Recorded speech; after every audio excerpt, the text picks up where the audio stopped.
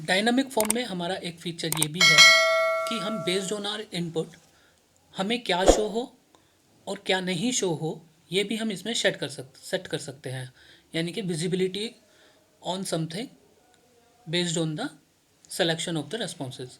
तो इसमें करने के लिए हमें क्या करना होगा कि जैसे कि मैं चाहता हूँ कि अगर न्यू ऑर्डर का रिक्वायरमेंट है and if it is required तो मुझे एस्टिमेटेड डेट और रिमार्क शो हो जाए, अदरवाइज मुझे नेक्स्ट विजिट डेट कि मुझे कब नेक्स्ट करके ऑर्डर लेना है या ऑर्डर के लिए फॉलोअप करना है, तो सिर्फ नेक्स्ट विजिट डेट मुझे शो हो, बाकी का ये एस्टिमेटेड डिलीवरी डेट या रिमार्क शो ना हो उस केस में।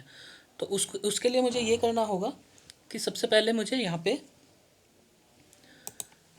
क्योंकि न्यू ऑर्डर ये मेरा, क्योंकि इसके जो वैल्यूज़ हैं ये ड्रॉप डाउन से ही आने वाली है, तो यहाँ पे मैं ड्रॉप डाउन सेलेक्ट करूँगा।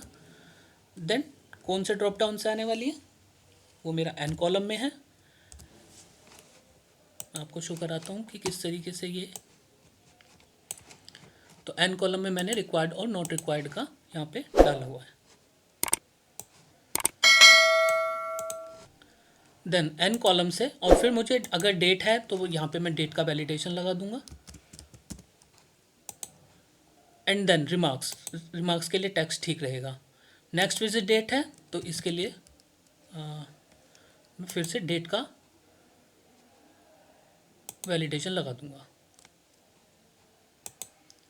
तो इस तरीके से ये चीज़ मैंने यहाँ पे सेट कर दी है। देन इसके आगे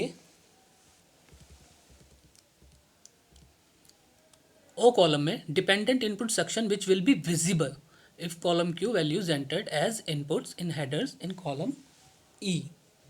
तो इसमें हम ये बताएंगे कि क्या सेलेक्ट करने पे कौन से हेडर्स वाला जो रो है वो हमें यहाँ पे उसकी नंबरिंग यहाँ पे देनी है। तो यहाँ पे मैं इसको इस तरीके से, क्योंकि ये मेरा 10 में है, ये 11 है और ये 12 है, जैसा कि आप यहाँ पे देख सकते हैं। तो 9th रो में ओ कॉलम में मैं इसको इस तरीके से रखूँगा 10, 11, और इस तरीके से हम ब्रेकअप्स देंगे। एंड देन फिर 10, 12।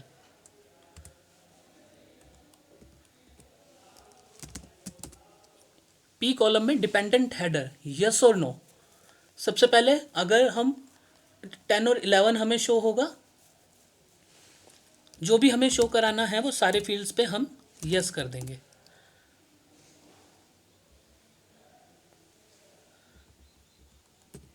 देन क्यू कॉलम में जो कि है हमारा dependent value dependent input visible if this is true, तो यहाँ पे हमें फिर से ब्रेकअप एंड देन नोट।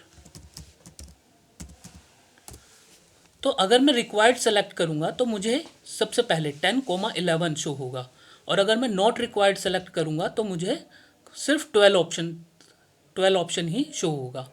और ये तीनों शो होने चाहिए बेस्ड ऑन दीज इनपुट्स। उनके सामने मुझे यहाँ पे यस यहाँ पे सेलेक्ट करना होगा। तो ये इस तरीके से हम सेट करेंगे। अब देखते हैं फॉर्म पे चल के किस तरीके से हमें शो होगा। ये वाला रिफ्रेश करके लॉगिन कर लेता हूँ मैं। तो ये फॉर्म में लॉगिन कर लिया। अब आप देखिएगा कि न्यू ऑर्डर में जब मैं यहाँ पे रिक्वायर्ड सेलेक्ट करूँगा तो मुझे एस्टिमेटेड डेट और रिमार्क्स ये शो हो गया। और अगर मैं रिक्वायर्ड को हटा के यहाँ पे नॉट रिक्वायर्ड शो करूँगा, सेलेक्ट करूँगा, तो मुझे सिर्फ नेक्स्ट विजिट डेट शो होगा। तो इस तरीके से ये हमें हमारा visibility and non visibility option चलता है। Thank you.